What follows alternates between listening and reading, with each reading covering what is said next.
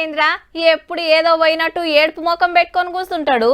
అబ్బా ఈ ప్రపంచంలో కష్టాలన్నీ ఆన్కే ఉన్నట్టు ఫీల్ అవుతాడ్రా. వాడు నవ్వంగానైతే నేను చూడలేదురా నాయన. ఇక గాముంటదిరా అద్దాల బంగ్లా, ఏసీ కార్లు, చుట్టూ పనోళ్ళు, గంతున్న ఏం లేనట్టే తిరుగుతుంది. ఎవరన్నా మందలిస్తే ఎప్పుడు ఏదోటి బాధలు చెప్తుంటది. ఇగో గిట్లనే మాట్లాడుకుంటారు. మీ గల్లీలలో ఉండేటోళ్లే కాదుల్లా, దేశం అంతటా గట్లనే ఉన్నదట. సంతోషానికి అడ్రస్ ఎక్కడా అని దేవులాడుతున్నారు ఇండియన్లు.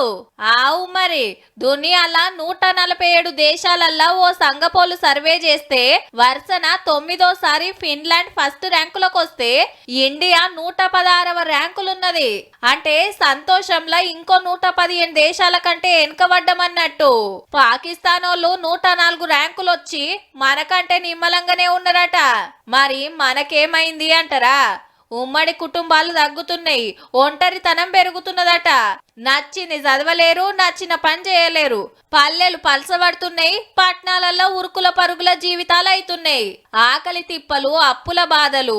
కొందరికి చేస్తానికి పని లేకుంటే ఇంకొందరికి పనికి తగ్గ జీతం లేదనే రంది. సోషల్ మీడియాలో పడి పక్కోళ్ళని పట్టించుకునుడు లేదు, చుట్టూ ఏం జరుగుతుందో చూసుడు లేదు. సుట్టరికాలు, దోస్తానాలు తగ్గి డిప్రెషన్లకు పోతున్నారట. ఇవన్నీ అంతటా ఉండేటియే గాని మన సంతోషాన్ని దూరం చేస్తున్నది పక్కోళ్ళతోటి పోల్చుకునుడు. ఆన్కి ఎక్కి తిరిగా కారు ఉంది, నాకు డొక్కు బైక్ ఉంది, వానికి ఐఫోన్ ఉంది, నాకు బుడ్డ ఫోనే ఉంది, వాళ్ళు బంగ్లాలు ఉన్నారు, నేను కిరాయి ఇంట్లుంటున్నా అని ప్రతిదీ అవతలోళ్ళతో చూసుకొని బాధపడుతున్నారట. ఉన్నంతలా చదురుకుంటే ఏడున్నా ఎంతలున్నా నిమ్మలంగానే బతుకుతారు. చూడుండ్రి మరి.